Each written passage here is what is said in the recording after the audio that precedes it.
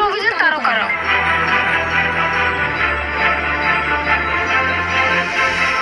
ধর্ষকের বিচার চেয়ে শনিবার রাস্তায় নেমেছিলেন যেসব বিশ্ববিদ্যালয়ের শিক্ষার্থীরা। তাদের প্রতি ধন্যবাদ জানিয়ে অভিনেত্রী গোলাম ফরিদা ছন্দা সামাজিক যোগাযোগ মাধ্যমে লিখেছেন, ধন্যবাদ জানাই ঢাবি সহ সকল বিশ্ববিদ্যালয়ের বোনদের, ভাইদের, যারা রাত থেকে ধর্ষকের শাস্তির জন্য আন্দোলন করছেন।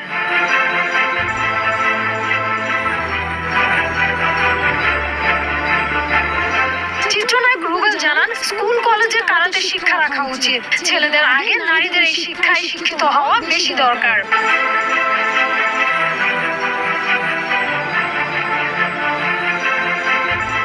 এমন মর্মান্তিক ও ন্যাক্কারজনক ঘটনার প্রতিবাদ জানিয়ে চিত্রনায়ক শাকিব খান হ্যাশট্যাগে শিশুটির নাম উল্লেখ করে লিখেছেন, উই ওয়ান্ট জাস্টিস।